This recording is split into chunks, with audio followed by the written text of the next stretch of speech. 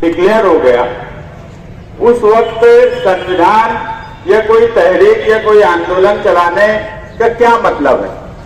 मगर वो बेवकूफी की बात करते थे, ऐसा मैं मानता हूं। यही सही वक्त है इस मुल्क में, इस शहर में, हमारे धुलिया मालेगांव हलके में ये बताने का कि संविधान की लड़ाई क्यों जरूरी है।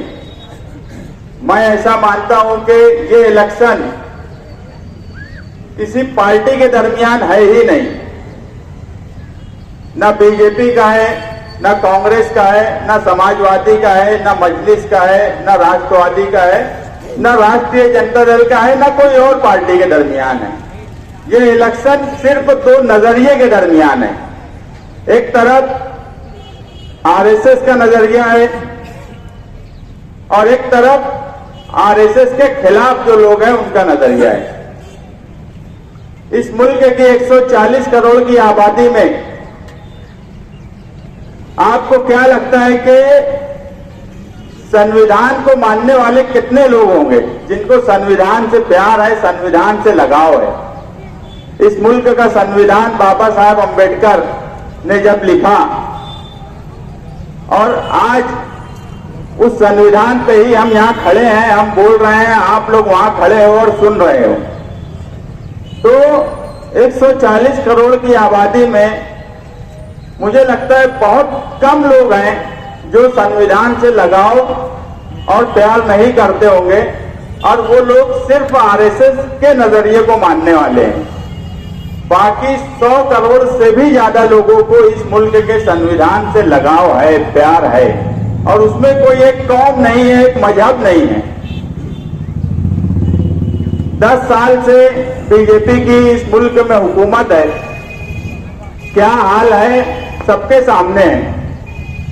बहुत ज्यादा बोलने का वक्त नहीं है। संविधान यात्रा अपने अपने वक्त में इलेक्शन तक निकलती रहेंगी अलग अलग एरिया में। हम मुसलसल निकालना चाहते थे, मगर मसला यह है कि मैं तो कोई भी काम शुरू करता हूं तो सबसे पहले पुलिस की नोटिस आ जाती है। सरकारी पुलिस जो मुझे नोटिस दी, अगर सरकार ही ये बात मान ले तो मुझे नहीं लगता कि संविधान सुरक्षा रैली निकालने की जरूरत थी।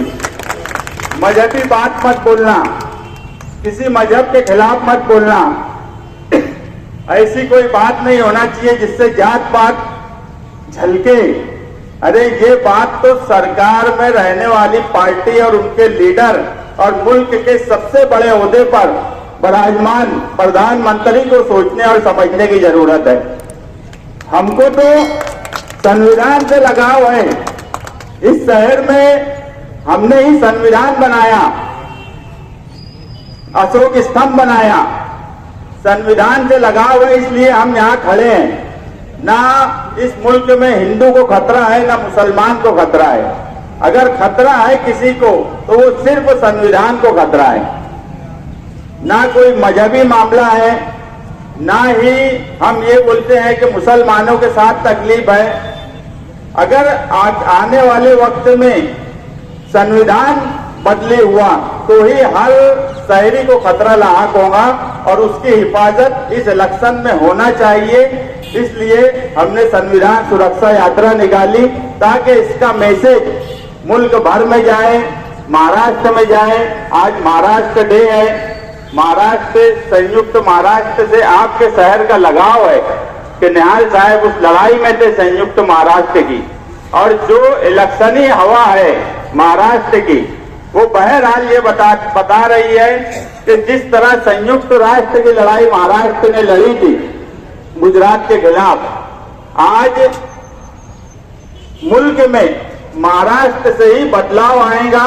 ये हवा बहरहाल मुल्क में है और इसीलिए फिरका परस्तों की नींव डगमगाई हुई है कि उन्हें समझ में नहीं आ रहा है। नहीं तो एक वक्त था कि लोग ऐसा बोलते थे इलेक्शन से पहले कि मजहबी जो नशा है उसमें इलेक्शन एक साइड दिखेगा, इलेक्शन में फिरका परस्तों की हवा दिखेगी।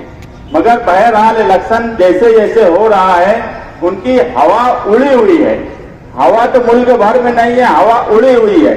हम मुल्क भर में क्या कर सकते हैं ये सवाल नहीं है, मगर हम धुलिया और मालेगांव कॉन्स्टिट्यूंसी में बहरहाल फिरका परस्तों को हरा सकते हैं। इस बार वोट देना ये अपने लिए वोट देना नहीं है, इस बार वोट देना इन बच्चों के लिए वोट देना है जो यहां खड़े हैं, क्योंकि हम लड़ लेंगे। आने वाले वक्त में इन बच्चों का मुस्तकबिल ये मुल्क तय करेगा।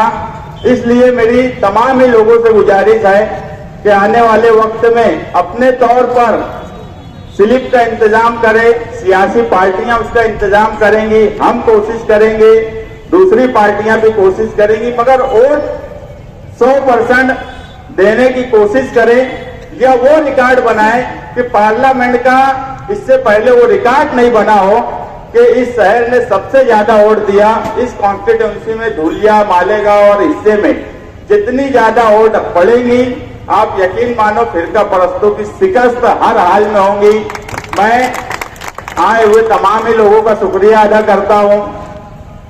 हम लोगों ने जिनको दावतनामा दिया, मजहबी तंजीम, सियासी तंजीम, मैं एजाज बेग का, आसिफ शेख का, जमात उलमा सुलेमानी और दूसरी मजहबी तमाम ही तंजीमें, कुल जमाती तंजीम, खुसूसी तौर पर मजलिस इत्तेहादुल मुस्लिमीन के सदर डॉक्टर खालिद परवेज जिन्होंने हिमायत भी की और खुसूसी तौर पर प्रोग्राम में शिरकत भी की, और आए हुए तमाम ही लोगों का शुक्रिया अदा करता हूं कि वो संविधान सुरक्षा यात्रा में आए। और 20 मई तक इलेक्शन है, हमारी यात्रा मुसलसल होने वाली थी, मगर परमिशन सिर्फ एक दिन का दिया गया। हम अभी वक्फे से परमिशन लेकर एरिया वाइज लोगों में बेदारी हो, वोट की बेदारी हो, फिरका परस्तों को करारी शिकस्त हो, इसके लिए यात्रा निकालते रहेंगे। हमने जमातुल उलमा मदनी रोड को भी दावतनामा दिया था, मगर कोई वजह से उन्होंने हिमायत नहीं दी, मैं उनका भी शुक्रिया अदा करता हूं। संविधान के सवाल पे मुझे उम्मीद थी कि सभी लोग, हिंदू, मुस्लिम, तमाम ही मजहबी लोग हिमायत देंगे। जिन लोगों ने भी हिमायत दी, मैं तमाम ही लोगों का शुक्रिया अदा करता हूं। और आपसे बस यही गुजारिश है कि अपने अपने तौर पर, अपने मोहल्ले में, अपने रिश्तेदारी में, अपने साथियों को आप ये जरूर बोले कि 20 मई को हमें वो रिकॉर्ड बनाना है जो पार्लियामेंट के इलेक्शन में, माजी में जितने इलेक्शन हुए सारे इलेक्शन का रिकॉर्ड वोट देने का टूट जाए। बस इतनी आपसे गुजारिश है। शुक्रिया। मौलाना आजाद जैसे माहिर और बाबा साहेब अम्बेडकर जैसे भारत रत्न नहीं, जिनको विश्व रत्न कहा जाता है, उन्होंने बनाया जो गांधीयाई उसूल पर चलने वाला ऐसा खूबसूरत दस्तूर को बदलने की कोशिश हिंदुस्तान के 1% समाज कर रहा है, मनुवादी, जो इस्तेमाल कर रहा है धर्म के नाम पे लोगों को टुकड़ा करने के लिए। लेकिन उनको ये नहीं मालूम कि यही दस्तूर की खूबसूरती थी जिसने हक दिया कि एक चाय वाला देश का प्रधानमंत्री बन गया।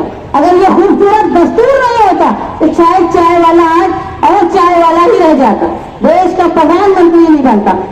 जिस दस्तूर में ये खूबसूरती थी कि लोग बिना मजहब की तफरीक के एक साथ एक हक सबको बराबर हासिल हो। आज हालात ये हो गए हिंदुस्तान में कि ओबीसी, बीसी, एसटी और माइनॉरिटी को बिल्कुल कुचल के रख दिया गया है। आज आप देख लो कि सिवाय ये 1% के अलावा किसी को ये लोग राष्ट्रवादी नहीं करते, जबकि ये वो लोग थे कि आजादी के बाद भी सालों इन्होंने हिंदुस्तान का झंडा अपने दफ्तर में नहीं लगाया। ये नफरत थी इनको आजादी से, और आज ये हुकूम वतनी की हमसे सवाल करते हैं। आज मैंने एक बयान देखा, जब मैं नींद में से उठी तो एक बयान था हमारे देश के प्रधानमंत्री का, मुसलमानों को सवाल किया था उन्होंने कि मैं मुसलमानों को जात की बुनियाद पे कभी आरक्षण मिलने नहीं दूंगा।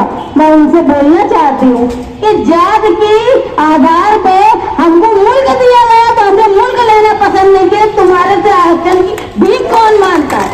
अरे धर्म के नाम पे हमको मुल्क दिया गया, हम मुल्क में नहीं गए। हम हिंदुस्तान की ये खूबसूरत बाबा साहब अम्बेडकर और गांधीयाई उसूलों पे चलने वाले हिंदुस्तान के दस्तूर पे रहना पसंद किया। दिया, हमको आरक्षण का भीख देते हैं। अरे हमारे दस्तूर में तुमको ये खूबसूरती दी कि तुम एक छोटे से देहात में एक मुतवस्सित तबके में रहने वाले आज हिंदुस्तान के वजीर आजम बने बैठे हो, और आज तुम हिंदुस्तान की दस्तूर पर बदलने की बात करते हैं। ये बात खान साहब कह रहे थे कि दस्तूर को बदलना इतना आसान नहीं, ये बिल्कुल सही बात है कि दस्तूर को बदलना इतना आसान नहीं, लेकिन ये सोचने की हिम्मत कर लेना ये बड़ी बात है।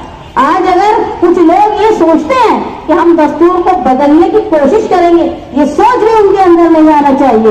मेरी यहाँ आए हुए अलामती तौर पे आए हुए लोग जो अपनी माइनॉरिटी की तरफ से मैंने यहाँ देखा एकलव्य का झंडा लेकर भी आए हुए आदिवासी लोग हैं, तो ये हिंदुस्तान की खूबसूरती है, जहाँ महार लोग हैं, जहाँ ओबीसी है, आदिवासी है, जहाँ मुसलमान है, यहाँ कोई खुश नहीं है। आज हिंदुस्तान सिख परेशान, मणिपुर में क्रिश्चियन परेशान, पूरे हिंदुस्तान में मुसलमान परेशान, जहाँ जहाँ है वहाँ महार चम्हार बोल के इम्तियाज किया जाता है।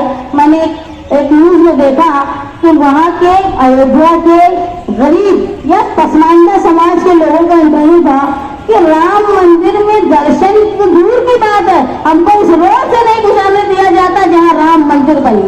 ये जो वोट लेने की बात आती है तो सब हिंदू मुसलमान हो जाते हैं, और जब मंदिर में जाने की बात आती है तो तुम महार को नहीं आने देते, तुम चम्हार को नहीं आने देते, तुम मैथर को नहीं आने देते, और जब वोट लेना होता है वो सब हिंदू हो जाते हैं। ये फर्क हिंदुस्तान के लोगों में समझना चाहिए कि अगर हमको यहाँ